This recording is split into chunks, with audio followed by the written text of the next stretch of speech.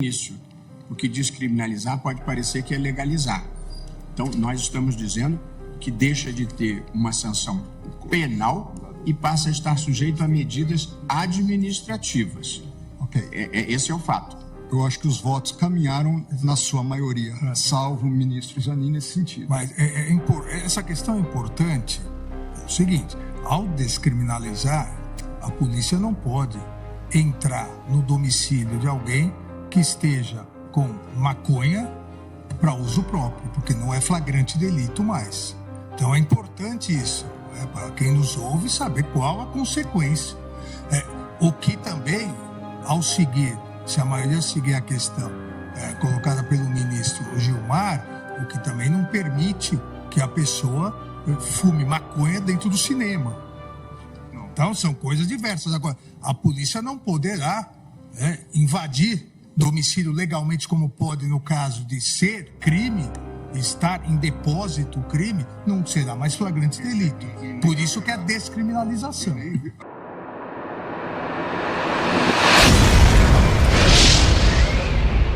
Eu já enfrentei criminoso com fuzil e sei o que é trocar tiro com vagabundo, sei o que é perder um colega de trabalho, sei o que é ir no cemitério e ver a família de um policial chorando e vocês do Direitos Humanos não fazem nada. Deus, pátria, família e liberdade. Será submetido às seguintes penas. 1. Advertência sobre os efeitos das drogas. 2. Prestação de serviços à comunidade. 3. Medida educativa de comparecimento a programa ou curso educativo. Isso é o que diz a lei, o artigo 28 da Lei de Drogas que nós estamos aqui discutindo. A Lei de Drogas não prevê pena de prisão para quem porte drogas para consumo pessoal. Não é o Supremo Tribunal Federal que está fazendo isso. É a própria lei aprovada de longa data pelo Congresso Nacional, uma lei que vige desde 2006. Portanto, a legislação brasileira não prevê pena de prisão para o usuário de drogas. Legislação aprovada pelo Congresso, sancionada pelo Presidente da República e em vigor. Prestado este esclarecimento quanto ao objeto do que nós estamos discutindo, eu presto, além disso, os seguintes esclarecimentos. No recurso extraordinário em julgamento, o Supremo Tribunal Federal se depara com duas questões. Em primeiro lugar, está em discussão se, após a despenalização realizada pelo Congresso Nacional, despenalização significando que não tem pena de prisão, o porte de maconha para uso pessoal, essa é a primeira questão, deve ser tratado como crime, punido com medidas penais, ou como um ilícito a ser desestimulado com sanções administrativas, como essas que eu acabo de ler e que constam do artigo 28. Não se trata, portanto, de legalização. O consumo de drogas ilícitas no Brasil continuará a ser ilegal. As drogas não estão sendo, nem serão liberadas no país por decisão do Supremo Tribunal Federal. Legalizar é uma definição que cabe ao Poder Legislativo e não ao Poder Judiciário. A segunda questão, e que nós todos estamos considerando como a questão central aqui, é definir um critério objetivo para auxiliar os policiais e todos os integrantes do sistema de justiça, juízes, promotores, procuradores, para auxiliar esse segmento a diferenciar o usuário do traficante. Isso porque o tráfico de drogas é crime e continua a ser crime sancionado com a pena de prisão. Mas se nós não definirmos uma quantidade de maconha, que é o caso concreto, que deve ser considerada como de uso pessoal, essa definição continuará nas mãos da autoridade policial em cada caso. Portanto, se foi despenalizado o consumo pessoal e se continua penalizado o tráfico, é preciso ter um critério que distinga uma coisa da outra. Esse filme, o filme da subsistência da não distinção clara do que é tráfico e do que é consumo, nós já assistimos e sabemos quem morre no final. O homem negro e pobre, que porta 10 gramas de maconha, vai ser considerado traficante e enviado para a prisão.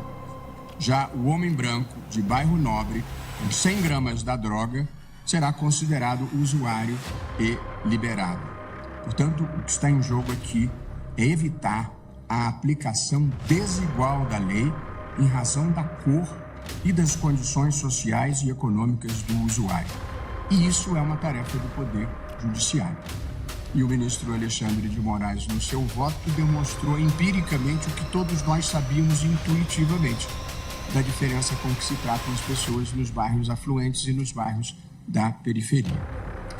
Gostaria de acrescentar, em respeito e muita consideração às pessoas que me procuraram, sobretudo os parlamentares, que recebi ontem representantes das bancadas parlamentares evangélica e católica que registraram sua contrariedade com a legalização das drogas e pediram o adiamento do julgamento. Além de me dispor a ter novas rodadas de discussão com os parlamentares, me comprometi a desfazer neste julgamento a má compreensão e a desinformação sobre o tema. Cumprindo a palavra que assumi com eles, é o que eu estou fazendo agora. Portanto, esclareço que o que está sendo decidido aqui não é a liberação das drogas, não é a legalização. Droga é ruim e o tráfico de drogas deve ser combatido. Agora, a lei definiu que o usuário não vai para a prisão. Por isso, é preciso que o judiciário diga a quantidade de drogas compatível com o uso para evitar a discriminação de pretos e pobres. Portanto, é disso que nós estamos tratando aqui. Basicamente, essencialmente, definir qual é a quantidade de drogas que deve ser considerada como regra geral, não absoluta, que depende das condições concretas, mas que, como regra geral, deve ser considerado tráfico e qual a quantidade que não será considerada como tráfico. E aqui eu concluo, prezados colegas, senhores advogados, o público que nos assiste, dizendo que esse debate que nós estamos fazendo aqui, ele tem implicações muito profundas. A questão das drogas, como disse, é uma questão divisiva em todo o mundo, pelas dificuldades em enfrentar o problema.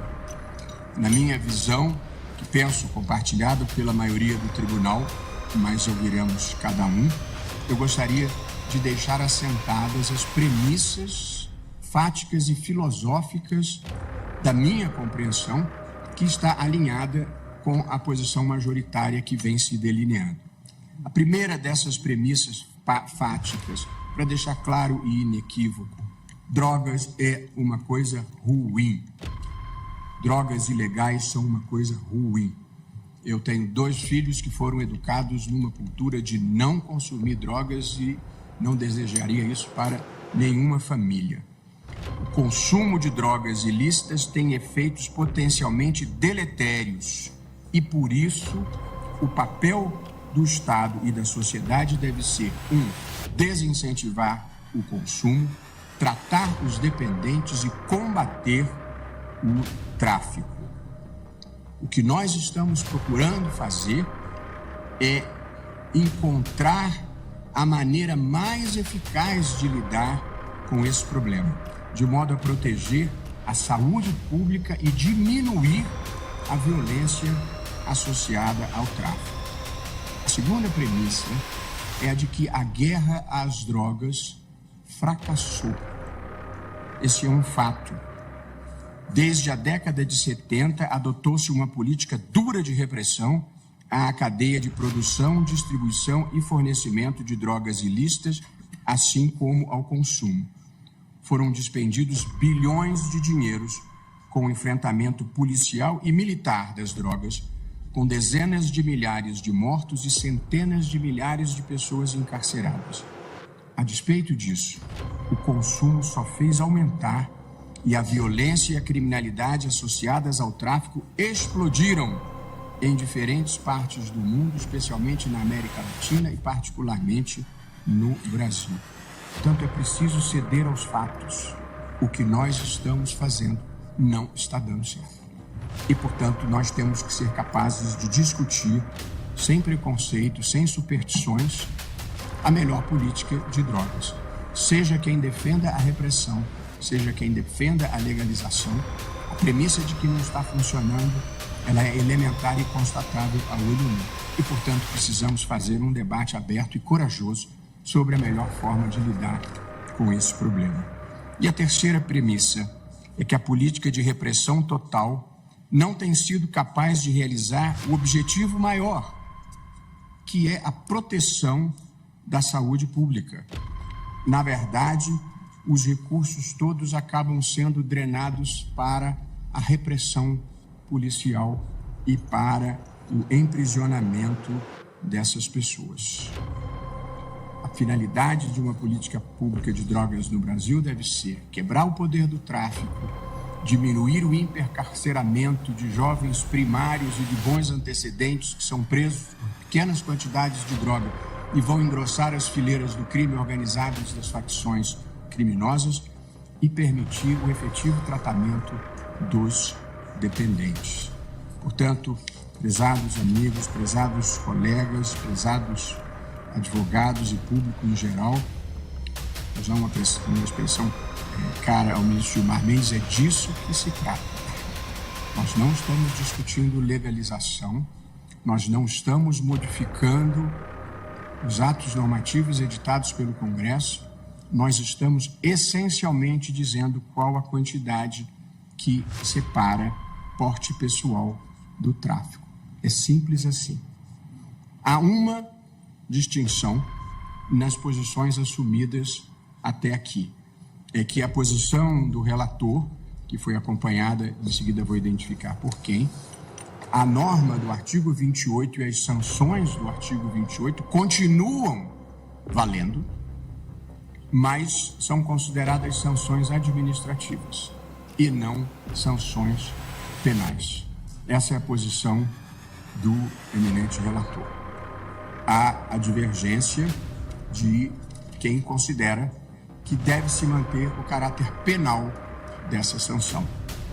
Na prática, as consequências são pequenas, porque as sanções são as mesmas, que são essas que eu li do artigo 28. Os que defendem a posição do relator o faz no sentido de que, se mantiver o caráter penal, a eventual apreensão dessa pessoa faz com que ela perca o caráter de primário. E perder o caráter de primariedade para um indivíduo tem consequências práticas na vida útil, inclusive, se ele precisar apresentar um atestado de bons antecedentes, vai constar que ele não é mais primário. E, para muitos efeitos, isso vai prejudicar as pessoas. Essa é a visão do relator. A outra visão guarda deferência para com a posição do relator, que tratou como crime. Mas, no fundo, é mais uma questão terminológica do que propriamente substantiva, salvo essa consequência que eu mencionei, porque as sanções são as mesmas. Eu aqui agora apenas faço um levantamento para encaminhar a votação dos votos já manifestados. O ministro Gilmar Mendes, acompanhado pelo ministro Alexandre de Moraes e pela ministra Rosa Weber, restringe a declaração de inconstitucionalidade à substância entorpecente tratada nos autos do presente recurso, que é a cannabis sativa, portanto, a maconha. A nossa decisão se refere exclusivamente à maconha. Nós não estamos opinando sobre outras drogas. Estamos cuidando de maconha porque este é o caso concreto, uma pessoa que foi encontrada com 3 gramas de maconha. A minha posição, e o ministro Gilmar Mendes no reajuste, propõe a fixação dos seguintes critérios quantitativos para a presunção de usuário: 60 gramas e 6 plantas fêmeas. No meu voto, que havia inaugurado essa ideia de fixação de uma quantidade, eu havia proposto, no meu voto originário, e aqui um bastidor de um órgão colegiado, eu havia proposto 100 gramas. Porém, em conversa interna com o ministro querido Celso de Mello, ele me disse: eu acompanharei se seguirmos o modelo de Portugal, que é 25 gramas. E, portanto, nas circunstâncias de um órgão colegiado, para ter o apoio do ministro Celso de Mello, que era muito importante, o meu voto formal constou 25 gramas. Mas eu agora, nesse momento, reajusto para me alinhar à posição que tem a adesão do relator, do ministro Alexandre e da ministra Rosa Weber, e agora a minha adesão. O ministro Luiz Edson Fachin também restringiu a maconha, na verdade foi quem iniciou o encaminhamento de restringir a maconha, mas no seu voto inicial não havia fixado uma quantidade, entendendo que esse era um papel do Congresso Nacional. E o ministro Cristiano Zanin adotou a quantidade do meu voto originário, que era 25 gramas e 6 plantas fêmeas, mas manteve o caráter penal do artigo 28.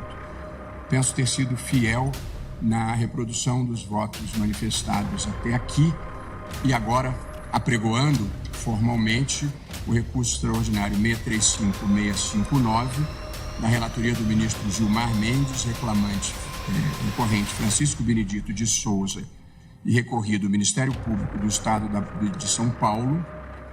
Feita o apregoamento, eu passo com muito prazer a palavra ao eminente...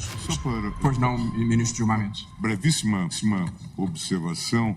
Eu só vou deixar claro que na construção que fizemos, a despeito de deixar de considerar infração penal, nós reconhecíamos, eventualmente,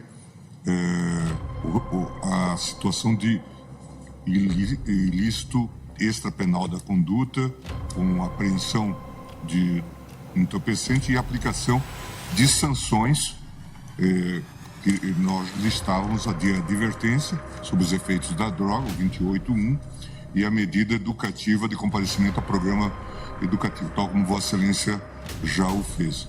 Exatamente o 28.1 e 3 da lei de drogas, mas não estendíamos para outras medidas restritivas porque elas tinham conotação penal.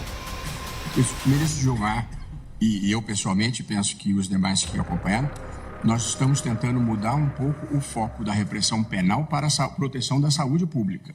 Exatamente Esse isso. É o ponto. E sugerimos tem até um apelo ao legislador no voto, no sentido de medidas profiláticas, de tratamento, tal como se dá no modelo português, passar para o âmbito da saúde pública.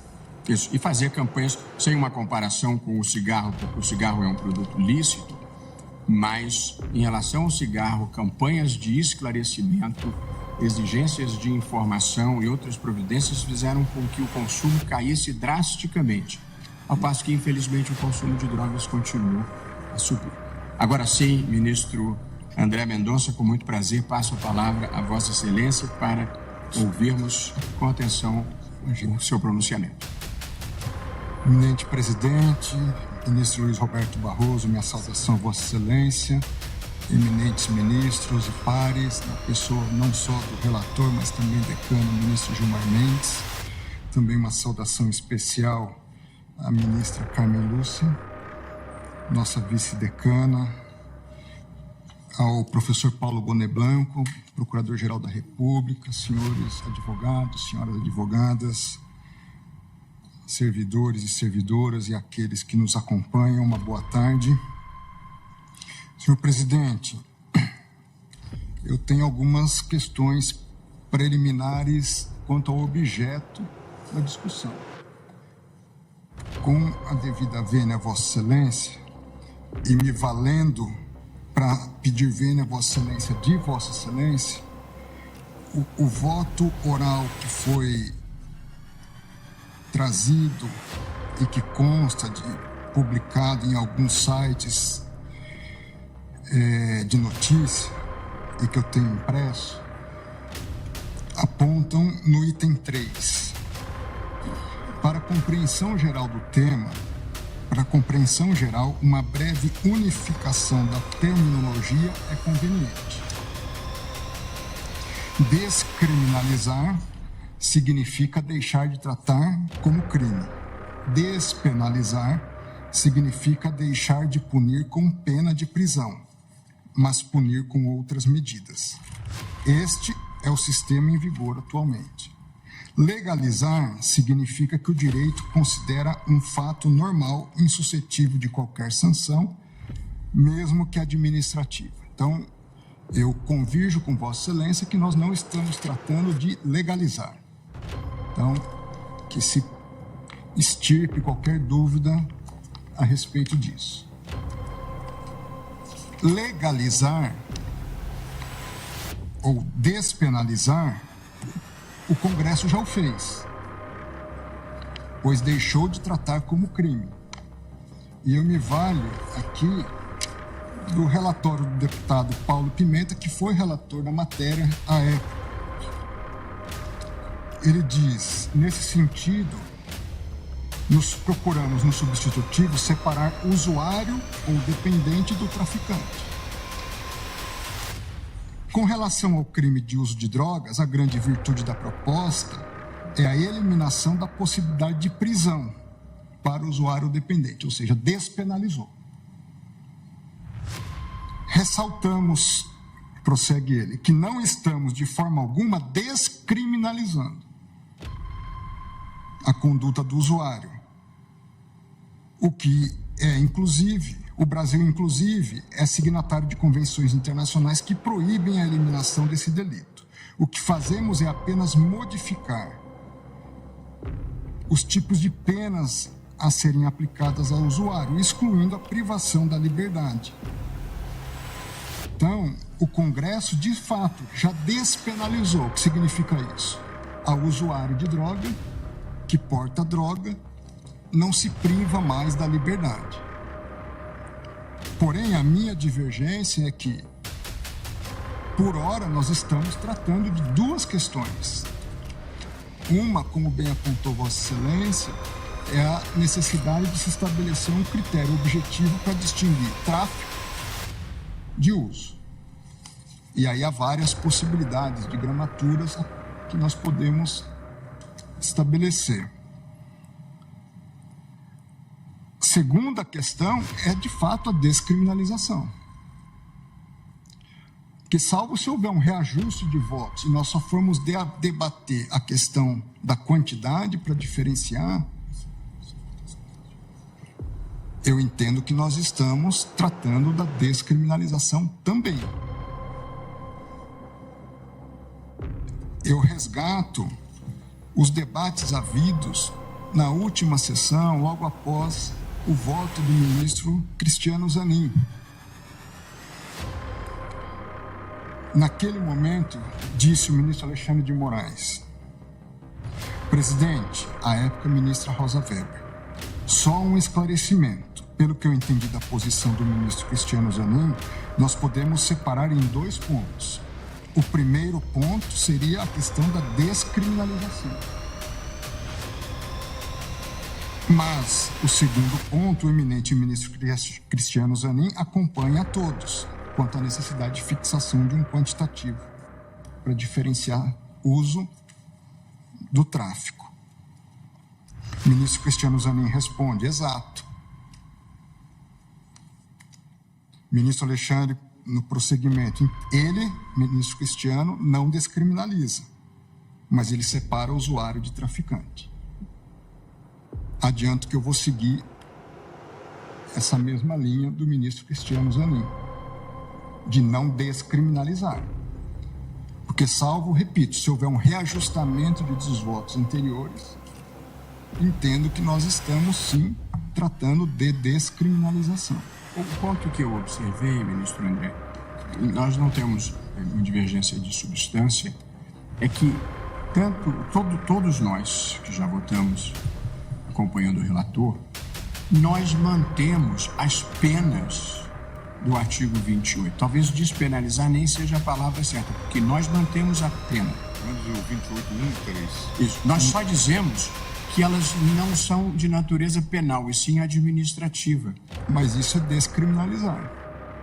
Eu estou tirando o ilícito penal, passando para um ilícito administrativo. Certo, mas com qual consequência prática que não seja quebrar a primariedade desses jovens, geralmente são jovens? Eminente ministro Luiz Roberto Barroso, primeiro, há sim a retirada de uma pena, que é a prestação de serviço à comunidade. Sim. Sob a minha ótica, tem uma finalidade propedêutica e preventiva importante.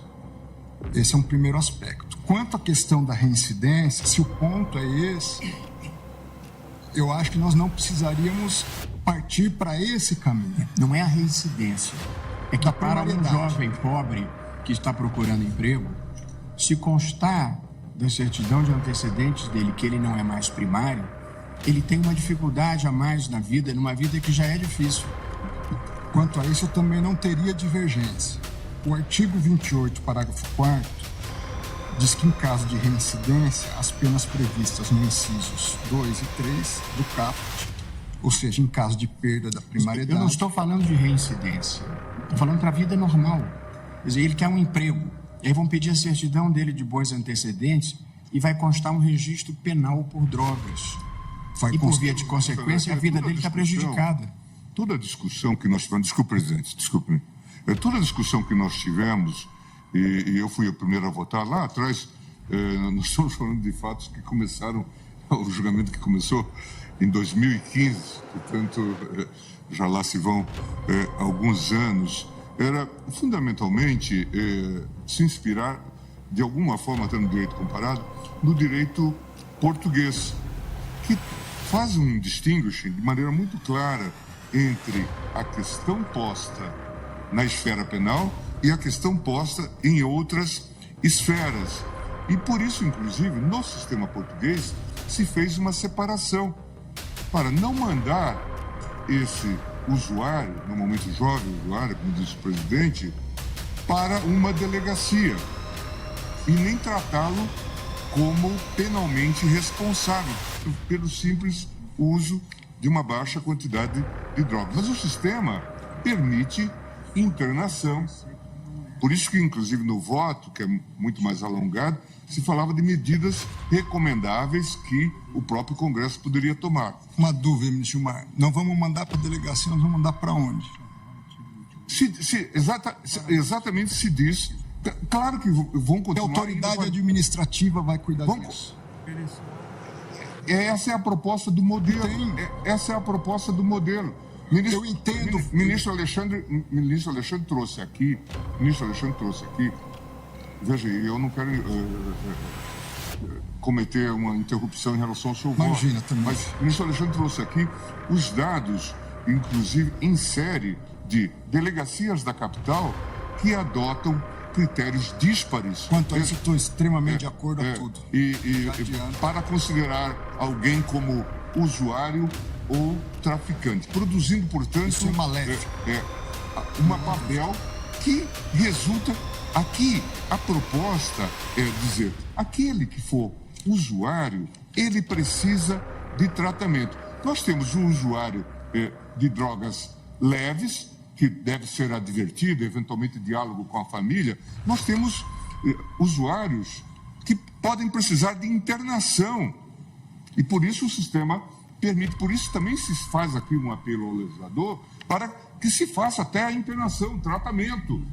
Porque, claro, recentemente o ministro Alexandre foi relator de uma situação envolvendo pessoas na Cracolândia. Não era esse o objeto do debate, mas nós sabemos que pessoas se tornam usuários e completamente dependentes. Então, a abordagem era... Esse é um debate legítimo, ministro Gilmar. A única questão uma questão, nós estamos definindo uma descriminalização. Sejamos honestos em admitir isso. é uma tese de um lado, é uma tese de outro, mas é isso do que nós estamos... Sim, mas deixa de ser infração penal, continuando a ser um ilícito aqui administrativo. Por isso que eu, inclusive, propus uma interpretação conforme. O que, com a devida vênia, é uma descriminalização.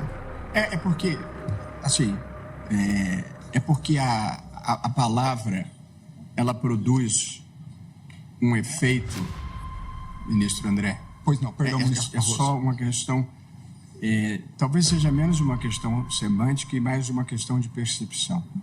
Quando fala descriminalização, parece que nós estamos dizendo que não tem problema. E não é isso que nós estamos fazendo. Não é recreio. Não é isso que nós estamos fazendo. Mas, veja, nós entendemos a posição de Vossa Excelência e eu devolvo a palavra para continuar. Até porque eu justifico isso, pois não, ministro. Ministro Alexandre. Permite, eu quero aqui, até porque eu trouxe a proposta de tese, o ministro André está correto. Nós não estamos legalizando, ou seja, dizendo que não poderá haver consequências, mas nós estamos descriminalizando. Então é importante o debate, a minha posição é contrária do ministro André, mas eu preciso me manifestar nesse sentido, porque o primeiro item da minha tese é exatamente isso, não tipifica o crime previsto no artigo 28. Isso. Então nós não estamos legalizando, como o presidente disse. Com que eu concordo. Mas estamos descriminalizando. Não é mais crime. Ou seja... É um ilícito, mas não é crime. Não é crime. Não é um ilícito Não é crime. criminal. Não é crime. Mas é o que eu falei. Estamos mantendo como ilícito administrativo, podendo o legislador, inclusive, fazer todo um tratamento, e daí a necessidade de que as autoridades de saúde pública passem a focar essa temática. O ministro André e ministro Alexandre, é fato que tecnicamente a gente está descriminalizando. Tanto que eu falei, nosso problema é um pouco mais de sonoridade das palavras. Ao falar descriminalizar, gera-se a confusão que eu tentei desfazer ao início. Porque descriminalizar pode parecer que é legalizar. Então, nós estamos dizendo que deixa de ter uma sanção penal e passa a estar sujeito a medidas administrativas. Esse é o fato. Eu acho que os votos caminharam na sua maioria, salvo o ministro Zanin nesse sentido. Mas essa questão é importante. É o seguinte, ao descriminalizar, a polícia não pode entrar no domicílio de alguém que esteja com maconha para uso próprio, porque não é flagrante delito mais. Então é importante isso, para quem nos ouve saber qual a consequência. O que também, ao seguir, se a maioria seguir a questão colocada pelo ministro Gilmar, o que também não permite que a pessoa fume maconha dentro do cinema. Então são coisas diversas. Agora, a polícia não poderá invadir domicílio legalmente, como pode no caso de ser crime, estar em depósito crime, não será mais flagrante delito. Por isso que é a descriminalização.